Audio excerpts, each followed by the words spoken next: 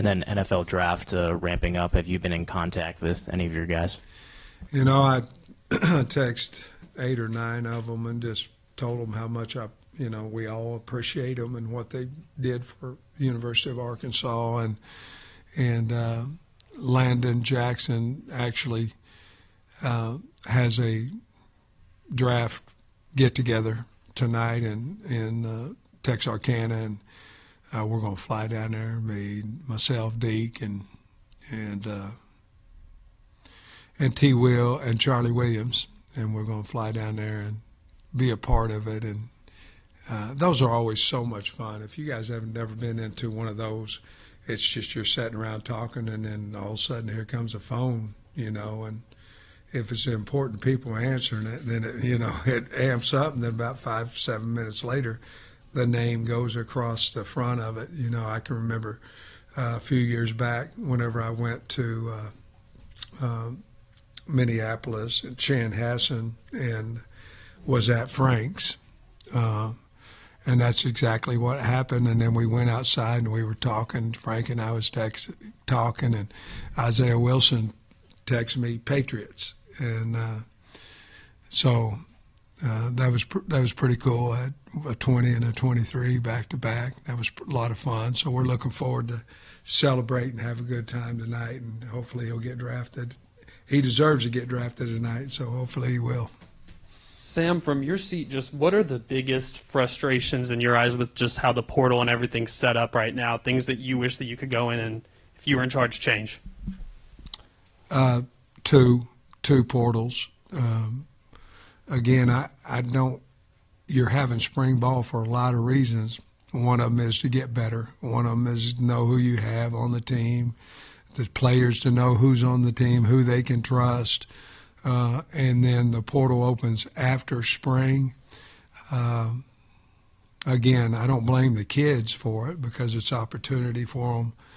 But I'm not for sure that if you're going to have a spring portal that's good for anybody. To me, you'd have it during that break, sometime January 2 to 12 is what I've heard. Hopefully they'll do that. But the biggest challenge is that you improve, and then what does that mean? Well, my money should improve. Well, you just signed a contract in January, and we may not have the money available, you know what I mean? So it's just a constant part of fighting that. And I want to be able to pay the players, but I also want to know what my team's supposed to look like after spring ball. My count was off. I've got you at 86. Or maybe utilizing half scholarships or anything like that? We haven't yet because I don't think we're allowed to until July. But no, your count's probably not off. It's probably just not current. And so when we get out of this meeting, it may current up a little bit more. So it's not. You were right. It's just you're just not. You're not. You don't know yet. So at cornerback, obviously Neal's the latest addition. I was wondering if he would be a guy that would also look at nickel, but I find it a little interesting. You brought in Walker, Young, Neal, Davila, who was a top 10 JUCO player nationally. Didn't look like you just went out and got a guy, but you really tried to establish a lot of competition there. Was that the thinking with bringing in so many veteran guys that have played a lot of football? Yeah, and then Trey, you have to think about which one of those guys, if they're not starting at corner. You look at a board and you're going, man, we need to be 2 deep. And that's true. But if my third best corner is my best or my backup boundary safety, you understand what I'm saying? So we brought in body types that were strictly corner, and then we brought in body types that were corner, boundary safety, hog, as you mentioned.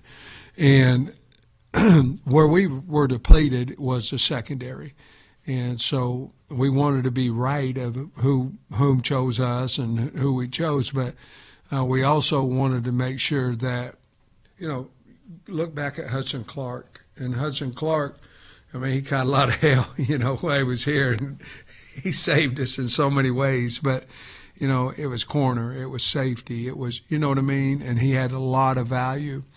And so that was our thinking, to bring in some true corners, and then some guys that were corners who could also play another position. And so that's where we're at right now. We'll kind of figure a little bit more of that out in over the summer and then fall camp. What stroke of midnight Friday? What is it an exhale? Is there champagne? Do you light up a cigarette? I don't know. I can't tell you how many calls that I've had with other head coaches, and yes, it'll be. I'm hoping I got enough energy to stay up till midnight Friday night. I probably will, but that will be a big relief, not just for myself, but I think for every head coach out there. Because heaven forbid, you don't want to lose somebody that's certainly going to make a difference on your squad, and you think about it all the time. Going back to Trevor Jackson for a second, I was researching him. I think he was maybe a walk-on at Florida State. Do you know if that's accurate? And then also just how much of to have Bobby Petrino on your staff, he's the guy that recruited him, as you said, how much of does that soothe any concerns you have at the quarterback position when you got, Coach Petrino? I don't know about his status, whether he walked on or not. I know that when Bobby was at A&M that they wanted him. So from that conversation, I think in anything, when you have a veteran who's done it before, who understands exactly, we sat in there and we watched it together. We watched Trevor's tape, but I think if Bobby Petrino wants a guy, and especially at the position that he coaches, it's pretty much that's what you should do. And he certainly knows a lot more about quarterback than I do. I was a hell of a seventh grade quarterback, but they put me to right guard after that, so it must not have been that good. But I trust Bobby and but I evaluated him as well, and he got a quick release, a strong arm. He's very, very good looking, 6'2", and a half guy, great family.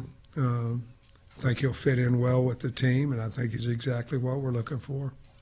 And with everything that went down with Madden, does that impact at all Jace Brown, the wide receiver that you signed with him? It could. We'll see. It certainly could.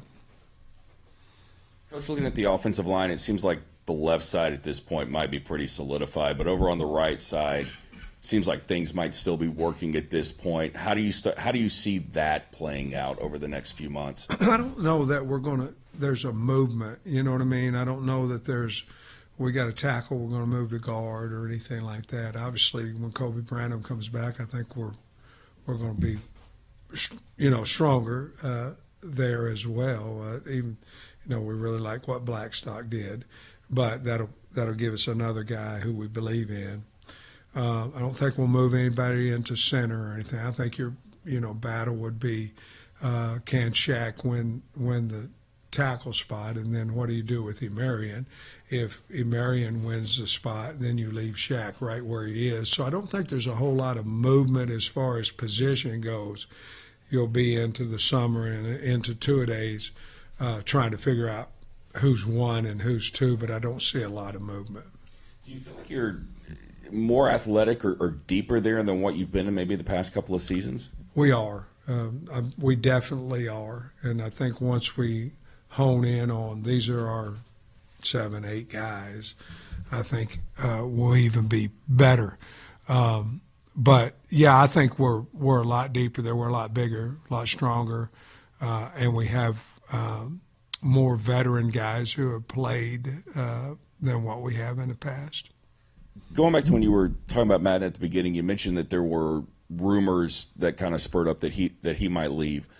When you start hearing those rumors or things start getting back to you, do you and your staff approach the player at that point, or do you let them come to you, and how much of a recruiting pitch do you have to lay on when that kind of thing happens? Normally not, because there's so many rumors about so many guys, normally not, because sometimes you can make a mountain of a molehill. Sometimes it's true. Sometimes guys change their mind and all that. But